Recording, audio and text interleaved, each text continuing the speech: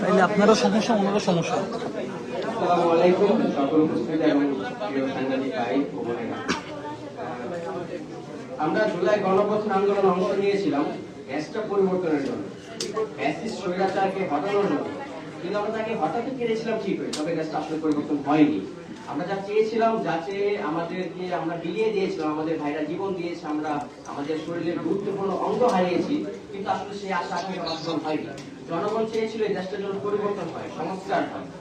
এই বিষয়ে সরকার একটা গণভোটের অধ্যাদেশের বাস্তবায়নের লক্ষ্যে একটা গণভোটের আয়োজন করেছিল।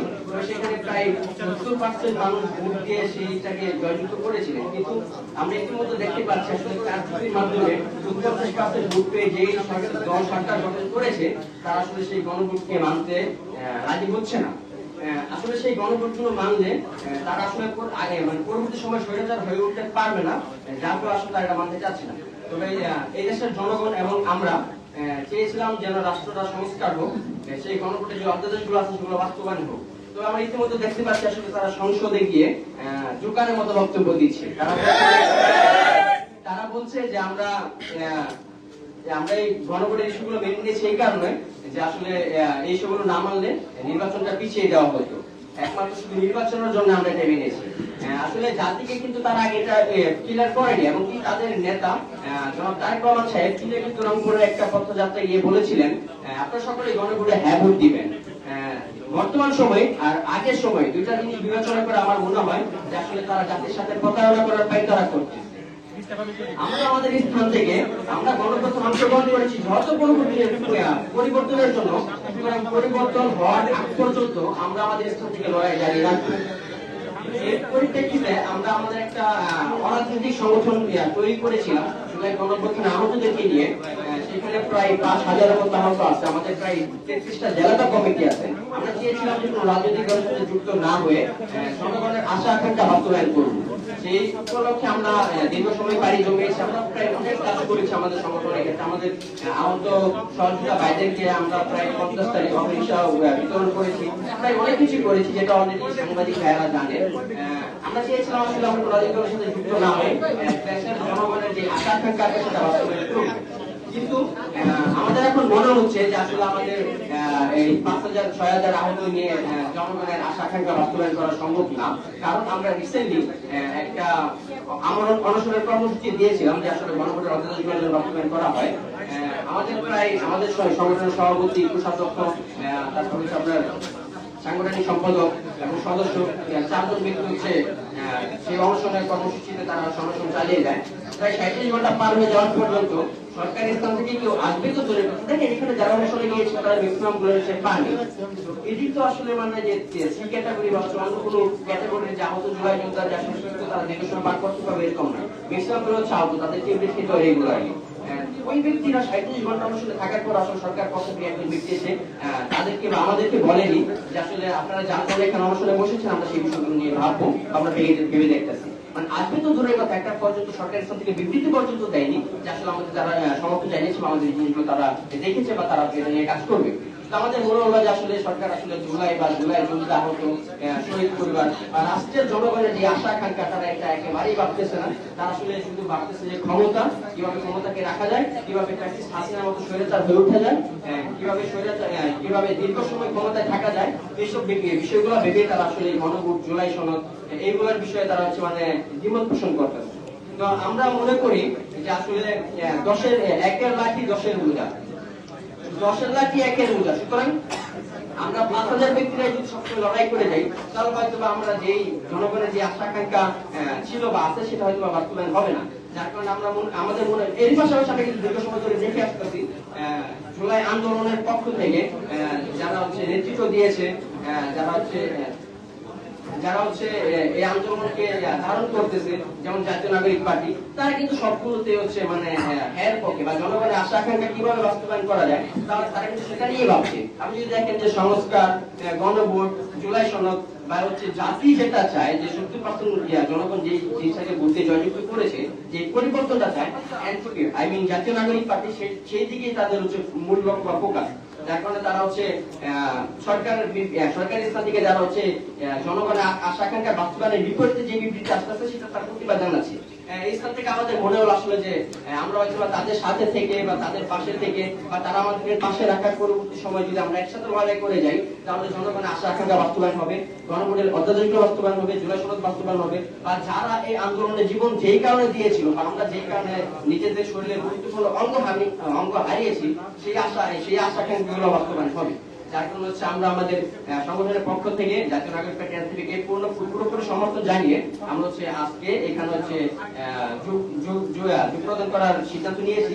আজকে আমরা এখানে যুক্ত হওয়ার জন্য এসেছে আমাদের কেন্দ্রীয় কমিটি। আমরা আমাদের প্রত্যেকটা জেলা কমিটির সাথে আলোচনা করেছি, তারা আমাদের সাথে পুরোপুরি সমর্থন জানিয়েছে এবং আমরা যে সিদ্ধান্ত নিয়েছি তারা এর সাথে একমত পোষণ করেছে। যার কারণে হচ্ছে আমরা এখানে আমরা পুরোপুরি কেন্দ্রীয় কমিটি এখানে এসেছি আজকে জনের জন্য। পরবর্তী সময় আমাদের যে জেলা কমিটিগুলো আছে আমাদের প্রায় 5,000 আহত আছে, হয়তো আর সকলে আসবে না, যার কারণে আমরা 1,000 মাইনাস করে দিয়েছি। আমরা অলরেডি হিসাব করেছি যে 4,000 উপরে আসবে দিয়েছি। শীঘ্রই আমরা কোন একটা স্থানে প্রোগ্রাম করে সেই 4,000 ব্যক্তিকে আসলে এনসিপির মাধ্যমে জয়েন বা যুক্ত করতে পারি।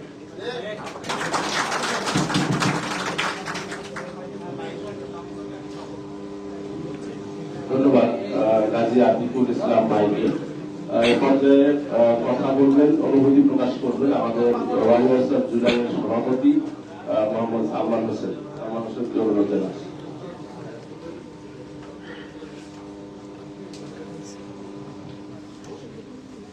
আসসালামু আলাইকুম সাংবাদিক ভাইদেরকে ধন্যবাদ জ্ঞাপন করছি জাতীয় নাগরিক পার্টির উত্তরাঞ্চলের মুখ্য সংগঠক সাজিদ আলম ভাই, এনসিপির মুখপাত্র আসিফ মাহমুদ সজীব ভুইয়া, মুখ্য সমন্বয়ক হানান মাসুদ ভাই, তারা উপস্থিত থেকে আজকে যে প্রোগ্রাম করছেন। প্রোগ্রামের মূল বিষয়বস্তু হচ্ছে আমাদের ওয়ারিয়ার্স অফ জুলাইয়ের পক্ষ থেকে 4,000 নেতা কর্মী এনসিপিতে যুক্ত হচ্ছে। আমাদের জেলা কমিটি ইতিমধ্যে সভাপতি আতিকুল ইসলাম গাজী সে বলে গেছেন যে আমাদের যে পূর্ববর্তী কার্যক্রম এবং আমাদের সংগঠনের বিস্তার সম্পর্কে আজকে যুক্ত হওয়ার এখানে আমি কিছু কারণ যা তুলে ধরবো। ফার্স্ট কারণটা যদি আমি যাই, আমাদের এই গণঅভ্যুত্থানের ফার্স্ট এজেন্ডা ছিল হচ্ছে সংস্কার, ছিল বিচার। 18 জুলাই 2024 সালে প্রায় দুপুর 12টার দিকে আমরা সকলে মিলে একটা স্টেটমেন্ট দিয়েছিলাম, যারা গণঅভ্যুত্থানে মাঠে ছিলাম, একটা স্টেটমেন্ট দিয়েছিলাম যে লাশের উপর দিয়ে আমরা কোনো সংলাপে বসবো না। সেই স্টেটমেন্টটা ছিল এটার জন্যই, হাসিনা আমাদেরকে বলেছিল যে আমাদের যে দাবি দেওয়া ছিল তারা সেটা পূরণ করবে, কিন্তু আমরা লাশের উপর দিয়ে বসি নাই সংলাপে। আমাদের কথা ছিল যে আমাদের যে ভাইদেরকে শহীদ করছে সেই শহীদদের বিচার করতে হবে, বিচার ছাড়া আমরা তাদের সাথে সংলাপে বসবো না। হাসিনা তার বাহানা করছে, বিচার করে নাই।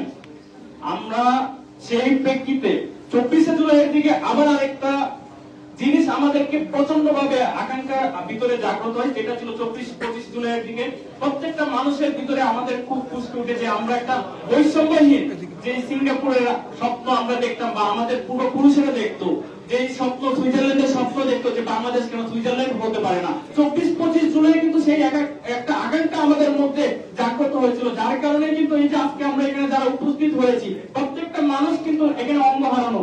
এই 24-25 জুলাইয়ের দিকে প্রত্যেকটা মানুষ নিজের জীবনকে ছেড়ে দিয়ে পুলিশ সামনে দাঁড়িয়েছে। 5 আগস্টে অবশেষে এই আমরা ফ্যাসিবাদী হাসিনাকে বাংলাদেশ থেকে বিতাড়িত করি। পরবর্তীতে আমরা ইন্টারিম সরকারকে দায়িত্ব দিই, পূর্ণ আস্থা ছিল যে তারা আমাদের যে স্বপ্নের আকাঙ্ক্ষার যে বাংলাদেশ ছিল সেই বাংলাদেশ বিনির্মাণ করবে। সেখানে ইন্টারিম সরকার প্রথম দিকে ফেল করলে পরবর্তীতে 6 মাস অতিবাহিত হওয়ার পর প্রত্যেকটা রাজনৈতিক দলকে নিয়ে যে আমাদের আকাঙ্ক্ষা ছিল সেই আকাঙ্ক্ষাকে বাস্তবায়ন করার জন্য একটা ঐক্যমত কমিশন গঠন করেন। সেই কমিশন গঠন করার পরবর্তীতে তারা প্রত্যেকটা রাজনৈতিক দল নিয়ে কিছু সংস্কারের রুটম্যাপ নিয়ে আসেন, যেটাকে নিয়ে গঠিত হয় একটা বই তৈরি করেছে জুলাই সনদ। জুলাই সনদকে আমাদের সকলকে বোঝানো হয়েছে বা গণঅভ্যুত্থানের শহীদ পরিবার থেকে আমরা আহত যারা ছিলাম আমাদেরকে দেওয়া হলো যে তোমাদের পরিবর্তন হচ্ছে, তোমাদের মাধ্যমে এই জুলাই সনদের পরিবর্তন, এই যে বাংলাদেশের স্বপ্ন দেখো যে আকাঙ্ক্ষা তোমাদের মধ্যে সেটা এটার মধ্যে আছে। আমরা সেখানে দেখলাম খুব অল্প পরিসরে কিছু পরিবর্তন আছে, যেগুলো গাঠনিক পরিবর্তন আমাদের জন্য খুবই ফলপ্রসূ হবে। আমরা ওটাকে সম্মতি জ্ঞাপন করেছিলাম। পরবর্তীতে এই সনদ বাস্তবায়ন কিভাবে হবে এই প্রশ্ন যখন আসে তখন ঐক্যমত কমিশন থেকে গণভোটের প্রস্তাবনা দেয় বিএনপি সরকার থেকে বর্তমান স্বরাষ্ট্রমন্ত্রী যাকে বলা হয় ছায়া প্রধানমন্ত্রী সালাউদ্দিন সাহেব, তিনি প্রস্তাবনা আনেন যে গণভোট করে এটাকে সাংবিধানিকভাবে কোনোভাবে স্বীকৃতি দেওয়া যায় কিনা। স্বীকারোক্তি কিন্তু সে দিয়েছে, প্রস্তাবনা সে দিয়েছে, অন্য রাজনৈতিক দল দেয়নি। তো আমরা তাদের উপর আস্থা রেখেছিলাম, যেহেতু বৃহৎ একটা দল, অন্যান্য রাজনৈতিক দল তারাও এটাতে পরবর্তীতে সম্মত জ্ঞাপন করেছেন যে জুলাই গণভোটের মাধ্যমে কিছু সংস্কার অন্তত পক্ষে হচ্ছে সাংবিধানিক ভাবে। পরবর্তীতে দেখা গেল নির্বাচন হলো, গণভোটের নির্বাচন হলো, সেখানে গণভোট 70% ভোট পেয়ে একবারে নিরঙ্কুশ বিজয় হলো। পরবর্তীতে সংসদ গঠন হলো, যে অধ্যাদেশ গণভোটের যে অধ্যাদেশ ছিল 30 কার্যদিবসের মধ্যে সংসদে বিল আকারে পাস হওয়ার কথা ছিল, সেটা বিভিন্ন রকম তাল বাহানা করে 30 দিন অতিবাহিত করে ফেললো। আমরা বিভিন্ন সময় প্রতিবাদ করলাম, অবস্থান কর্মসূচি দিলাম, অনশন কর্মসূচি দিলাম, আমরা তাদের কাছে আমাদের প্রতিবাদ পৌঁছাতে চাই, তারা আমাদের সাথে বসতে না।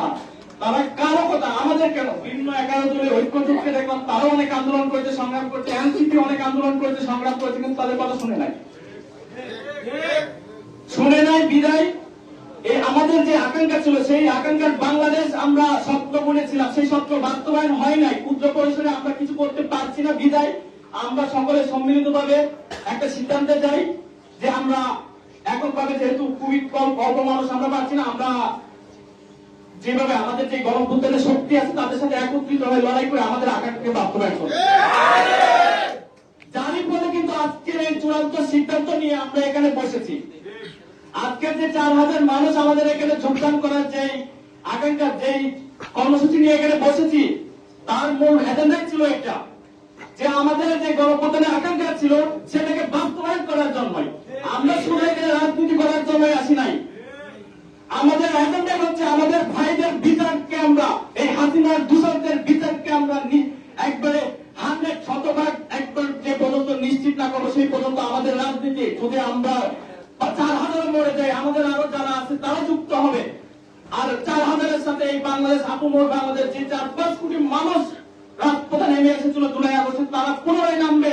তারপরে হাসিনার দূষণদের বিচারে বাংলার মাটিতে আমরা করবই করব।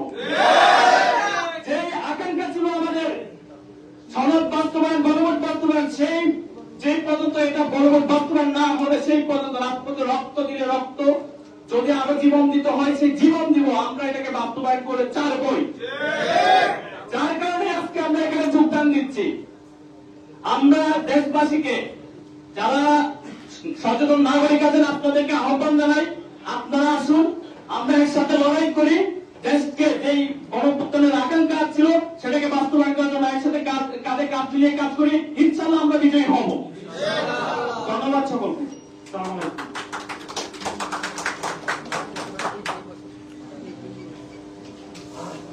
ধন্যবাদ সালমান হোসেনকে।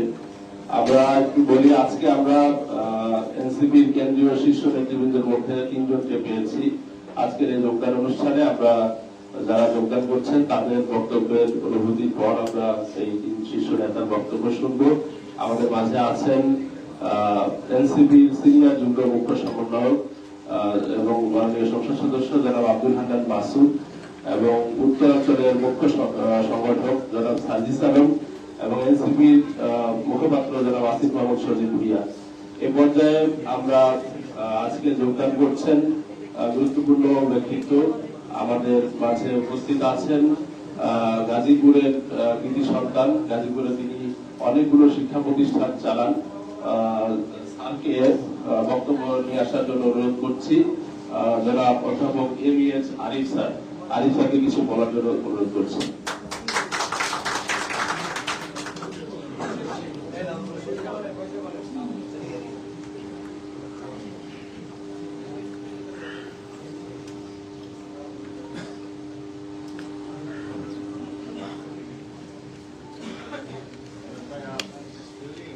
জাতীয় নাগরিক পার্টি তথা এনসিপি বীর সেনানীবৃন্দ, আমার ওমরা গিয়েছিলাম তো কণ্ঠস্বর এসিতে বেশিক্ষণ থাকার কারণে বসেই গেছে। যাই হোক, ধন্যবাদ। এবং উপস্থিত দেশপ্রেমিক এই সমাবেশ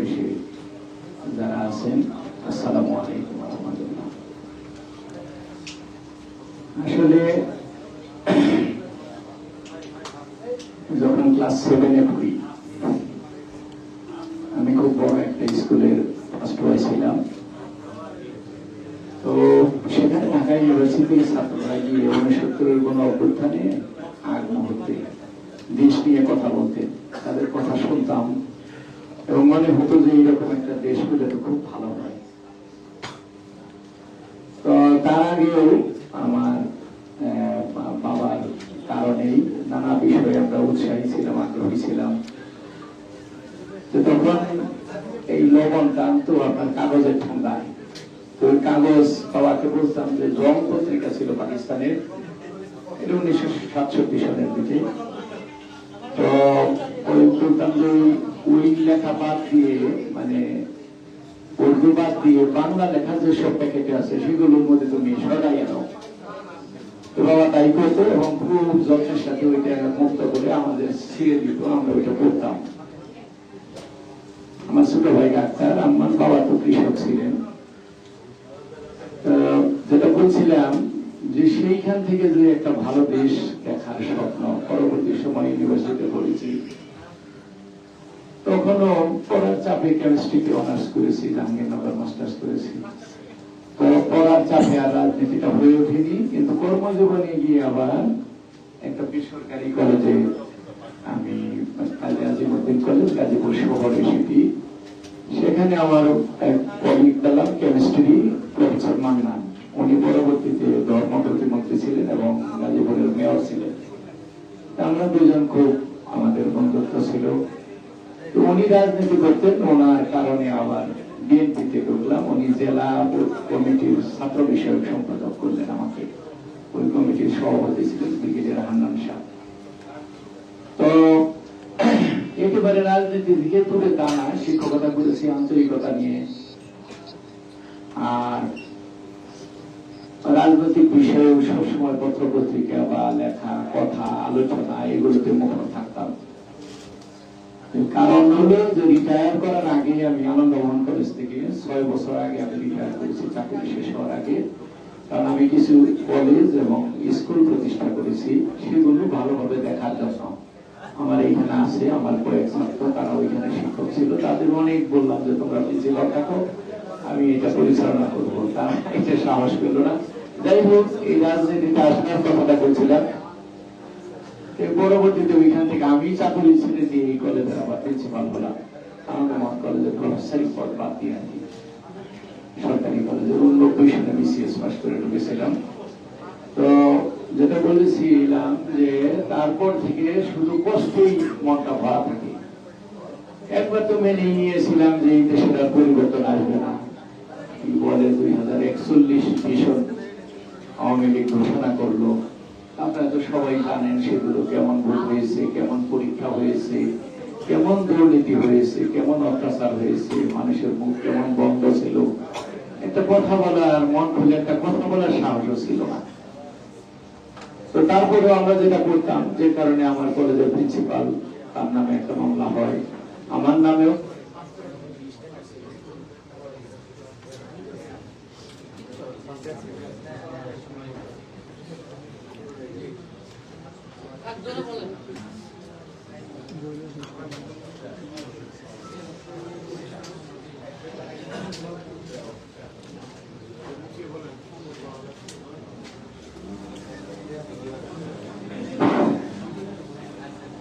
তো আপনার যখন ছাত্ররা এই আন্দোলন নিয়ে আসলো, আমি একা না, দেশের সকল সচেতন মানুষ তারাও এই খবরটা দেখেছে যে 6 জন বা এরকম সংখ্যক ছাত্র নেতা, তারা পুরা আন্দোলনে তারা যে দাবি করেছে এতে তারা হার মানছে না। এই দাবি পূরণ না হলে তারা দেবে না, ইস্তফা দেবে না, আন্দোলন থেকে সরে দাঁড়াবে না।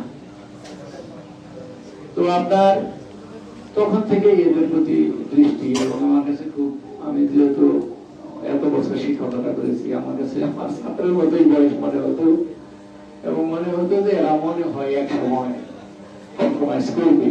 কারণ আমার মন বলতো যে এরা যে টেকনিক জানে, যে অত্যাচার করতে পারে। আমার দিদি হারুন আমাদের গাজীপুরেই ছিল এসপি হিসেবে। তো পরবর্তী সময়ে সবাই উৎসব নিয়ে দেখেছে, আমরা আরো বেশি উৎসব নিয়ে দেখেছি আমার মনে হয় অন্য মানুষের চেয়ে। কারণ আছে, আমি ক্লাস 7-8 পাস করে বাড়ি থেকে পালিয়ে মুক্তিযুদ্ধে চলে গেছিলাম, অথচ ক্লাসে ফার্স্ট করেছিলাম বিরাট নাম করা স্কুলে, কলেজে নগর কলেজ, ইউনিভার্সিটি জাহাঙ্গীরনগর। তাহলে তার মানে হলো যে আমার তো একটা মানে সাধারণ জ্ঞানটুক ছিল। তো এদের দেখে পরবর্তী সময় তারপরেও মনে হয় যে কখন কি হয়, কখন কি হয়। তো জানেন তারপরে তো নিষ্ঠুর যে আচরণ আন্দোলনকারীদের সাথে সবাই জানে, এবং তখন থেকে আশাবাদী ছিলাম যে আপনার যে আন্দোলনকারীদের যে দাবিটা, এগুলো কিন্তু আপনারা একজনে বলে গেছে, তারেক সাহেব বলেছে যে আপনারা হা ভোট দেবেন এবং এই দাবি দেওয়া এই যে কি ইশতেহার, এই সমাজ যে এই সমাজ যে এই সমাজের পক্ষে ভোট দেবেন। দেখেন কেমন মিথ্যাবাদী একটা রাষ্ট্রের প্রধান, মানে এটা কি বলবো, মানে কত মানুষ যে এর জন্য মানে আন্তরিকভাবে কষ্ট পাচ্ছে, এবং আমরাও কষ্ট পাচ্ছি। কষ্টের সর্বশেষ ব্যাপার হলো যে আমার মনে হয়েছে যে আমরা ঘরে বসে থাকতে পারি না। আমরা যেন উদাহরণ হই,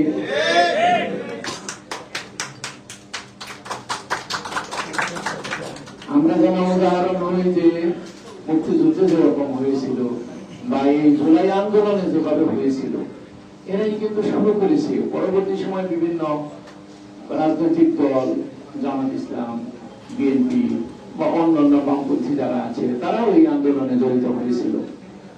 যে অবস্থা হয়েছে, আমার মনে হয় আবার একটা এরকম ঘটনা ঘটে যায় কিনা, যদি এরকম মানে মিথ্যা এরকম আপনার আমি বলবো যে কি বলবো সরলতা, এইরকম সরলতা যদি চলতে থাকে রাষ্ট্রনায়কের হয়ে, যদি এরকম সরলতা প্রদর্শন করে, তাহলে আবার কি ঘটে দেশে, কিন্তু আমরা যেতে চাই না।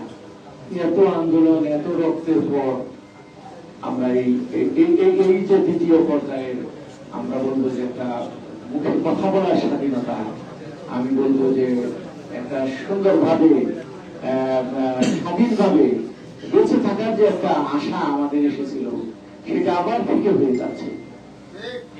তো আপনার তবে যা বোঝা যায়, আমরা তো বুঝি যে মানুষ একেবারে অল্প কাঁচা কয়েক মাস সময় এই সরকারের, আমার মনে হয় যে আর 2-4 মাস গেলে আরো আপনার সুচ্ছার হওয়া মানুষের সেটা বই প্রকাশ ঘটবে আরো ব্যাপকভাবে। তাহলে আমি তাদেরকে বলবো যে আপনারা আপনাদের শুভবুদ্ধির হোক। এই দেশ আপনারা যে অনেকে রাজনৈতিক ব্যক্তিদের মধ্যে অনেকে ধনবান হয়েছে, কোটি কোটি টাকার মালিক হয়েছেন তারা।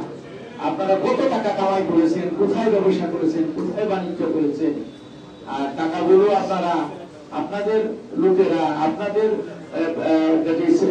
সরকার, বিভিন্ন আমাদের যে সরকারগুলো ছিল বিগত দিনের যে সরকার, আওয়ামী লীগ সরকার, আপনারা আমাদের টাকা, জনগণের টাকা, দেশের টাকা, এমন মানুষকে আপনারা হাজার হাজার কোটি, লক্ষ লক্ষ কোটি টাকা আপনারা ঋণ খেলাপিতে ঋণ দিয়েছেন। এই টাকাগুলো থাকলে দেশে বড় বড় ফ্যাক্টরি হতো, দেশে আরো গার্মেন্টস হতো, দেশে কেউ বেকার থাকতো না। আপনি চেয়ে দেখেন, আপনি যদি একটু দৃষ্টিতে দেখেন, একটা মানুষ, বয়স্ক মানুষ সারাদিন সকাল থেকে সে মাটি কাটে, তার গায়ে জামা নাই, সে কারোর সাথে কথা বলে না, তাকে কেউ দাওয়াত করে না, তার আত্মীয়রা কেউ তাকে পরিচয় দেয় না।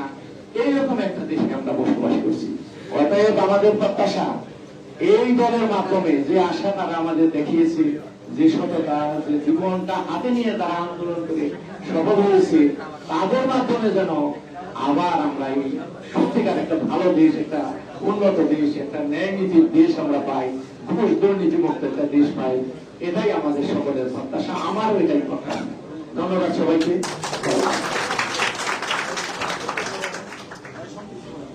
ধন্যবাদ স্যারকে। এই মুহূর্তে আমরা বক্তব্য শুনবো, অনুভূতি ব্যক্ত করবেন আমাদের এই ভূখণ্ডের অত্যন্ত গুরুত্বপূর্ণ আন্দোলন ফরাইজি আন্দোলন।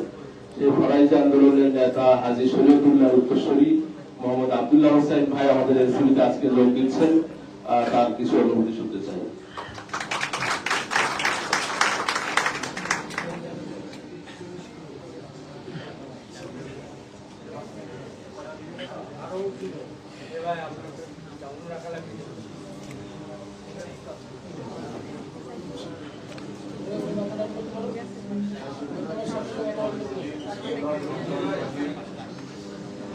আলহামদুলিল্লাহ, আসসালাতু ওয়াসসালামু আলা সাইয়্যিদিনা ওয়া আযীমিনা মুহাম্মাদুর রাসূলুল্লাহ সাল্লাল্লাহু আলাইহি ওয়াসাল্লাম। উপস্থিত জাতীয় নাগরিক কমিটি এনসিপির মুখপাত্র, জাতীয় নাগরিক পার্টির মুখপাত্র, উত্তরাঞ্চলের মুখ্য সমন্বয়ক, মাননীয় এমপি সহ এনসিপির নেতৃবৃন্দ, কর্মী ভাইরা এবং উপস্থিত সাংবাদিক ভাইরা, আসসালামু আলাইকুম ওয়া রাহমাতুল্লাহি ওয়া বারাকাতুহু। সবচেয়ে প্রথমেই আমি মহান আল্লাহর দরবারে অশেষ শুকরিয়া জ্ঞাপন করছি এই জন্য মহান আল্লাহ আমাকে আজকে আনুষ্ঠানিকভাবে এনসিপির সাথে যুক্ত হওয়ার সুযোগ করে দিয়েছেন, এই জন্য আলহামদুলিল্লাহ। আপনারা জানেন যে এনসিপি, আমি বিশ্বাস করি এনসিপি আমাকে ন্যায়ের পক্ষে, ইনসাফের পক্ষে, দেশের পক্ষে, মানুষের পক্ষে যেভাবে আমার পূর্বপুরুষ ফরাইজি আন্দোলনের প্রদা হযরত হাজী শরীয়তুল্লাহ কথা বলেছেন, মহসিন উদ্দিন দুদু মিয়া যেভাবে সংগ্রাম করেছেন, ইনশাআল্লাহ এনসিপি আমাকে একইভাবে এদেশের মানুষের পক্ষে, দেশের পক্ষে, ন্যায় এবং ইনসাফের পক্ষে কথা বলার প্ল্যাটফর্ম তৈরি করে দেবে। আপনারা জানেন এদেশে 2024 সালের আগে 16 থেকে 17 বছর আমরা যে জুলুম, নিপীড়ন, অন্যায়, অত্যাচার, গুম, হত্যা, রাজনৈতিক একটা দেউলিয়াত্ব এবং দেশের গণতন্ত্র বিপন্ন হয়ে যাওয়ার মধ্যে ছিলাম, এত লম্বা সময় এই দেশের মানুষ এক সময় এটাকে নিয়তি হিসাবে নিয়ে নিছে। মানুষ ভেবেছে যে এটার আর পরিবর্তন হবে না, আমরা হয়তো এই অবস্থার মধ্যে দিয়ে যাব। এদেশের অন্যান্য মানুষের মতো হাজী শরীয়তুল্লাহ রহমতুল্লাহ আলাইহের আমি উত্তরসূরি হিসাবে আমার রক্তেও সেই প্রতিবাদ, আমার রক্তেও সেই প্রতিরোধ করার একটা আকাঙ্ক্ষা, একটা স্পৃহা ছিল। কিন্তু আপনারা জানেন যেভাবে এই দেশের পুরো মানুষকে প্যারালাইজ করে ফেলা হয়েছিল, এদেশের রাজনৈতিক দলগুলোকে প্যারালাইজ করে ফেলা হয়েছে, এদেশের প্রশাসনকে প্যারালাইজ করে ফেলা হয়েছে, বিশ্বের কাছে বাংলাদেশ একটা হাস্যকর একটা দেশ হিসাবে উপস্থাপন করা হয়েছে। সে সময় আমরাও সেই একই প্যারালাইজ অবস্থার মধ্যে ছিলাম। মনে আশা জাগতো যদি এরকম কিছু হয়, দেশে যদি আবার পরিবর্তন আসে, দেশে যদি আবার সত্য কথা বলার সুযোগ তৈরি হয়, সেই সময় একটা আকাঙ্ক্ষা তো ছিলই। আল্লাহর কাছেও চাইতাম যে আল্লাহ এই অবস্থার পরিবর্তন হচ্ছে না কেন? কেন ব্রিটিশ বিরোধী আন্দোলনের মতো হাজী শরীয়তুল্লাহ আবারও জেগে দাঁড়ায় না? কেন ব্রিটিশ বিরোধী আন্দোলনের মতো দুদু মিয়াকে দেখি না? কেন সেই বালাকোটের শহীদ আহমেদ বেরেলভিকে দেখি না? কেন তিতুমিরের বাঁশের কেল্লা এখন আমাদের সামনে আসে না? এই অবস্থায় যখন ছিলাম, তখন বৈষম্য বিরোধী আন্দোলন নামে আমাদের কিছু এই দেশের ইয়াং ছেলেরা, যাদেরকে প্রথমে কেউই সিরিয়াসলি নেয়নি, মনে করেছে ঢাকা ইউনিভার্সিটির একটা আন্দোলন, এটা এইভাবে আগের সমস্ত আন্দোলনের মতো দমন করা যাবে, কোটা বিরোধী একটা আন্দোলন, তারপরে এদেশের ছেলেদেরকে রাজাকারের বাচ্চা বলে গালি দেওয়া হলো। এইভাবে যখন সবকিছুতে একটা স্টেরিওটাইপ, আপনি কিছু করলেই তাদের মতের বিরুদ্ধে গেলেই আপনি রাজাকার, আপনি তাদের বিরুদ্ধে গেলেই আপনি স্বাধীনতা বিরোধী, আপনি তাদের বিরুদ্ধে গেলেই আপনি মুক্তিযোদ্ধা বিরোধী, ওই স্টেরিওটাইপ একই জিনিস আবার 2024-এ যখন চাপিয়ে দেওয়ার চেষ্টা করা হলো, তখনই আমরা দেখলাম যে এই কোটা বিরোধী আন্দোলন যখন এক দফার আন্দোলনের রূপ নিল, আমরা যাদেরকে চিনতাম না, যাদের নামও শুনি নাই, তারা তো আর হাজী শরীয়তুল্লাহর বংশ থেকে আসে নাই, তারা তো আর বাপদাদার মতো এরকম লেগাসি বহন করে না যে তাদেরকে চিনতে হবে বা তাদেরকে জানতে হবে, নামও শুনি নাই, এরকম ছেলেদেরকে দেখে যখন রাজপথ কাঁপায়, তখন একটা কারণেই হিংসা বোধ করি, তখন একটা কারণেই ঈর্ষান্বিত হই যে এদের মতো বয়স যদি এখন আমার থাকতো, আর এদের সাহসের অর্ধেক সাহস যদি আমি হাজী শরীয়তুল্লাহ উত্তরসূরি হিসাবে পেতাম, সেই আফসোস তখন করি 2024 সালে। এরপরে আপনারা জানেন যে বাংলাদেশে যে আশা করেছিলাম যে হাজী শরীয়তুল্লাহ বা দুদু মিয়ার উত্তরসূরিরা আবার জেগে দাঁড়াবে, যেখানে বাংলাদেশে হাজী শরীয়তুল্লাহ, দুদু মিয়া, তিতুমিরের মতোই 2024-এ নাহিদ, সার্জিস, হাসনাত, আসিফরা দাঁড়িয়ে গেল। আমরা বুঝলাম যে ইতিহাস কখনো পাল্টানো যায় না। যেখানেই জুলুম এবং নিপীড়ন হবে সেখানেই হাজী শরীয়তুল্লাহরা ভিন্ন ভিন্ন নামে এসে উপস্থিত হয়ে যাবে। আমরা জানি যে আল্লাহ তাআলা তার নিয়মের পরিবর্তন করেন না। প্রত্যেকটা মুসার জন্য আল্লাহ একটা সাগর নির্ধারণ করে দেন, যেটাতে সেই ফেরাউনকে ডুবে মরতে হবে। প্রত্যেকটা ফেরাউনের জন্য আল্লাহ একটা মুসাকে পাঠান। প্রত্যেকটা বদরে যখন বদরের ঘটনা ঘটে, যখন আবু জাহেল, উতবা, সাইবা, উকবারা দাঁড়ায়, সেখানে আল্লাহ তাআলা হামজা, আবু বকর, ওমর এবং আলীদেরকে পাঠিয়ে দেন। একইভাবে যখন কারবালার ঘটনা ঘটে, যেখানে ইয়াজিদ এবং ওবায়দুল্লাহ বিন জিয়াদ আসে, সেখানে মওলা হুসাইন ইবনে আলী দাঁড়ায় যান। যেখানে শহীদ আহমেদ বালাকোটে যখন শহীদ আহমেদ বারেলভি দাঁড়ান, একইভাবে 24-এ নাহিদ, আসিফ, সার্জিস এবং হাসনাতরা দাঁড়ায় যান। আল্লাহর দরবারে শুকরিয়া আদায় করি যে আল্লাহ আমাকে এদের সাথে যুক্ত হওয়ার মতো সুযোগ করে দিয়েছেন। অনেকে আমাকে বলেছেন, যখন আমি একটু রাজনীতিতে অ্যাক্টিভ হওয়ার কথা বললাম, আমাকে অনেকে বলল যে আপনি একটা বংশীয় লিগেসি বহন করেন। আপনার বাবা, মানে আমার বাবা মুসলিউদ্দিন আবু বকর ইসলামী ঐক্য জোটের সিনিয়র ভাইস চেয়ারম্যান ছিলেন এবং 4 দলীয় ঐক্য জোটের সাথে অ্যাক্টিভলি রাজনীতি করেছেন 2000 সালে।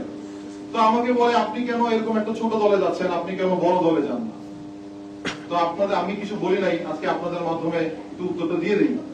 ব্যাপারটা হচ্ছে, ভাই, আমি তো এখানে হালুয়া রুটি ভাগ নেওয়ার জন্য আসি নাই যে আমার হালুয়া রুটি দরকার আপনাদের পরিচয় নাই। আমি তো 200 বছরের ইতিহাস বহন করি। আল্লাহর রহমতে আমাদের হালুয়া রুটির অভাব হয় না। যদি হালুয়া রুটির ভাগ নিতে হইতো তাহলে তো কিংস পার্টি জয়েন করতাম, যেখানে জুলাই সনদের পক্ষে মানুষকে কথা দিয়ে ভোট চেয়ে ক্ষমতায় আসার পরে বলে যে নির্বাচনের জন্য জুলাই সনদে এগ্রি করেছি, নির্বাচনের জন্য এগ্রি না করলে এই নির্বাচন হতো না। আর নির্লজ্জ মন্ত্রী এমপিরা টেবিল চাপড়ায়, সেই দলে আমি হাজির। আপনারা মনে করেন বিদেশ থেকে লেখাপড়া করে আসছেন, সুটটাই পরে সংসদে বক্তব্য দেন, নিজেদেরকে এলিট আর ব্লু ব্লাড মনে করেন। অথচ খোঁজ দিয়ে দেখেন, আপনারা এই সুটটাই তো গায়ে না পরে মুখে পড়া উচিত আপনাদের। এই মুখ জনগণকে কিভাবে দেখান, যখন আপনাদের পার্লামেন্টের বক্তব্য সারা বাংলাদেশের মানুষ দেখে, আপনাদের বেহায়ত্ব, আপনাদের এথিক্যাল এবং মোরাল ব্যাংক্রাপসি যখন এদেশের মানুষ দেখে, আপনাদের লজ্জা হয় না? তারপরে আপনারা হন আর আপনারা বলেন যে ছোট সংগঠন। আরে ভাই, এটা তো সংগঠনই ছিল না। 2024-এ 4টা ছেলের নামই তো আমরা জানতাম। আজকে তো এনসিপি বললে বাংলাদেশের মানুষ চেনে। আর যদি আল্লাহর রহমত হয়, 2031 সালে দেখেন এনসিপি কোথায় যায়। যারা এখনো আপনারা বিভিন্ন মতৈক্যের কারণে, নিজেদের মধ্যে ছোটখাটো বিরোধের কারণে আপনারা এনসিপি থেকে দূরে আছেন, আমি আপনাদের মধ্যে নতুন, আমি আপনাদের মধ্যে সবচেয়ে নবীন। আমি বলতে চাই যে এই ছোটখাটো জিনিসগুলি ভুলেন, এই ছোটখাটো জিনিসগুলি বাদ দিয়ে আবার এনসিপিতে আসেন। যেভাবে আপনারা 2024-এ নেতৃত্ব দিয়েছেন, আরেকবার দেশকে এনসিপির নেতৃত্ব দেওয়ার সময় চলে আসছে। ইনশাআল্লাহ, আল্লাহ যদি হায়াতে রাখে, আমি হাজী শরীয়তুল্লাহর বংশের পক্ষ থেকে ইনশাআল্লাহ, আল্লাহ যদি আমাকে হায়াতে রাখে, আল্লাহ আপনারা আমার জন্য দোয়া করবেন। যদি আমি হায়াতে থাকি, ইনশাআল্লাহ আমি এদেশে মানুষের মুক্তির জন্য, মানুষের মুক্তি এবং মানুষের কল্যাণের জন্য, এদেশের ন্যায় এবং ইনসাফ প্রতিষ্ঠার জন্য ইনশাআল্লাহ এনসিপির নেতৃত্বে সক্রিয়ভাবে কাজ করবো ইনশাআল্লাহ।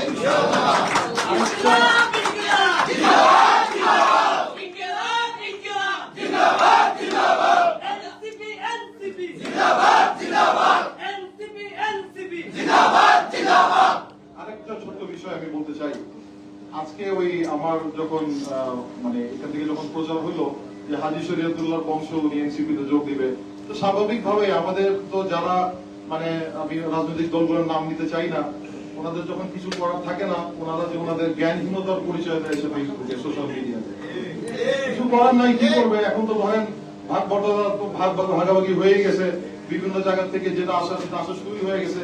এখন এত অফুরন্ত সময়, ওনাদের তো ফেসবুকে এসে নিজেদের জ্ঞানহীনতার পরিচয় দেওয়া ছাড়া আর কোনো কাজ থাকে না। আপনারা যারা বলেন যে পরিবারতন্ত্র শুরু করছে এনসিপি, হাজী শরীয়তুল্লাহর বংশ, এটাই কি ওনার পরিচয়? এটা তো পরিবারতন্ত্র হয়ে গেল। পরিবারতন্ত্রের পার্থক্যটা আপনাদেরকে বুঝাই। আপনাদের দলে নেতার ছেলে নেতা হয়, আপনাদের দলে আপনারা নেতাকে মনে করেন রাজা, আর আপনাদের কর্মীদেরকে মনে করেন প্রজা। আর আপনাদের কর্মীরা আপনাদের ইবাদত করে, আপনারা হ্যাঁ বললে তারা হ্যাঁ বলে, আপনারা না বললে তারা না বলে, আপনারা অন্যায়ের পক্ষে কথা বললে তারা টেবিল চাপড়ায়। এত লেখাপড়া করে এসে ওগুলি সংসদের বাইরে রাখে, গাড়ির সাথে লেখাপড়াগুলি তাদের বিদেশি ডিগ্রিগুলি রেখে সংসদে খালি মাথা নিয়ে ঢুকে ওখানে আপনাদের নেতা যা বলে তার উপরই তারা টেবিল চাপড়ায়। আমাদের পরিবারতন্ত্র আমাদেরকে এটা শিখায় নাই। আমাদের পরিবারতন্ত্র আমাদেরকে শিখিয়েছে যে হাজী শরিয়াতুল্লাহর উত্তরসূরি হওয়ার পরেও আমি এনসিপির একজন কর্মী হয়ে কাজ করার মতো মানুষ। আমাদের পরিবারতন্ত্র আমাদেরকে শিখায় যে হাজী শরিয়াতুল্লাহ কোন কিং ছিলেন না, হাজী শরিয়াতুল্লাহ এই দেশের সাধারণ কৃষক জনগণের নেতা ছিলেন। নেতা আর রাজা হওয়ার মধ্যে পার্থক্য আছে। আমরা কোন নেতার ইত্তেবা করি না, আমরা কোন নেতার ইবাদত করি না তোমাদের মতো। আমরা এই জন্য দল করি যেন যদি আমাদের নেতা বিপথে চলে আমরা যেন সত্য বলে তাকে ফিরে আনতে পারি। এই জন্য দল করি যদি আমাদের দলে ভুল সিদ্ধান্ত হয় সেখানে যেন আমি ন্যায়ের পক্ষে কথা বলতে পারি, ন্যায়ের বিপক্ষে যেন দাঁড়াতে পারি। আমি মনে করি এনসিপি জয়েন করার পিছনে আমার এটাও একটা কারণ যে যদি এই দলের নেতারা যারা শীর্ষ নেতৃবৃন্দ আছেন আপনারা যদি অন্যায় করেন আপনাদের সামনে দাঁড়িয়ে কথা বলার মতো সাহস এবং সুযোগ আমি পাবো, এই কারণে আমার এনসিপি করা। যে দলে যে আমার চামচামি করতে হবে আর চাটুকারিতা করতে হবে আপনাদের তো মাশাআল্লাহ চামচার অভাব নাই, চামচা লাগবে না।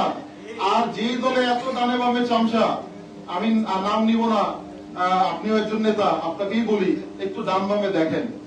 এরকম চামচামি আমরা বাংলাদেশে দেখে আসছি 1971 সাল থেকে 2024 পর্যন্ত দেখছি। যাওয়ার সময় সুটকেস ছাড়া আর কিছু কপালে জুটে নেই, বুঝছেন? তো আপনাদের ওই চামচাটাও বিদেশে থাকবে, পরে আপনারা বিদেশে চলে যাবেন। ওইটা না করে আপনারা সব পরামর্শ নেন, যারা দেশকে ভালোবাসে, ন্যায় এবং ইনসাফের পক্ষে থাকে তাদেরকে সাথে নিয়ে রাষ্ট্র পরিচালনা করেন। পরিশেষে আমি আপনাদের সবাইকে ধন্যবাদ জানাচ্ছি এবং আপনারা আমার জন্য দোয়া করবেন, আপনারা এনসিপির জন্য দোয়া করবেন যেন এই দেশে আমরা সত্য ন্যায়ের পক্ষে কাজ করতে পারি। ওয়া সুবহানাকাল্লাহুম্মা ওয়া বিহামদিক ওয়া আশহাদু আল্লা ইলাহা ইল্লাল্লাহ ওয়া আস্তাগফিরুকা ওয়া আতুবু ইলাইক। আসসালামু আলাইকুম ওয়া রাহমাতুল্লাহি ওয়া বারাকাতুহু। ধন্যবাদ মোহাম্মদ আব্দুল্লাহ হোসেন ভাইকে, বলিষ্ঠ বক্তব্য রেখেছেন। দুটি তথ্য শেয়ার করে আমরা শীর্ষ নেতৃবৃন্দের বক্তব্যে যাব। আজকে যাদেরকে দেখতে পাচ্ছেন আমাদের মঞ্চের এখানে দাঁড়িয়ে আছেন ওয়ারিয়র্স অফ জুলাইয়ের যারা কেন্দ্রীয় নেতৃবৃন্দ 50 জনের মতো আছেন। ওনারা সবার হয়তো আজকে অনুভূতি ব্যক্ত করার সময় বা সুযোগ হয়ে উঠছে না। এখানে যারা রয়েছেন তাদেরকে ধন্যবাদ ও কৃতজ্ঞতা জানাই। আর আজকে যোগদান যারা করছেন তাদের মধ্যে রয়েছেন ডক্টর নাদিমুর রহমান। আপনারা এর মধ্যে দেখেছেন ডক্টর মোহাম্মদ নাদিমুর রহমান বর্তমানে তুরস্কে একটি বিশ্ববিদ্যালয়ে অধ্যাপনা করছেন। তিনি আমাদের সঙ্গে আজ যোগদান করছেন ভার্চুয়ালি। আর গণমাধ্যমে আপনারা দেখেছেন ওনার পরিচয় সম্পর্কে। জামাতে ইসলামীর সাবেক আমির মাওলানা মতিউর রহমান নিজামীর সন্তান তিনি। তিনি অত্যন্ত গুরুত্বপূর্ণ একজন নেতার ছেলে হয়েও ওই পরিচয়টাকে হয়তো আমরা এখানে আমাদের এনসিপিতে আমরা যার যার নিজস্ব পরিচয় দিয়েই রাজনীতিটা করতে চাই। তো ডক্টর মোহাম্মদ নাদিমুর রহমান আজ আমাদের সঙ্গে যোগদান করছেন। এই পর্যায়ে আমরা বক্তব্য শুনব। আমাদের মাঝে এখন কথা বলবেন এনসিপি সিনিয়র যুগ্ম মুখ্য সমন্বয়ক মাননীয় সংসদ সদস্য জনাব আব্দুল হান্নান মাসুদ।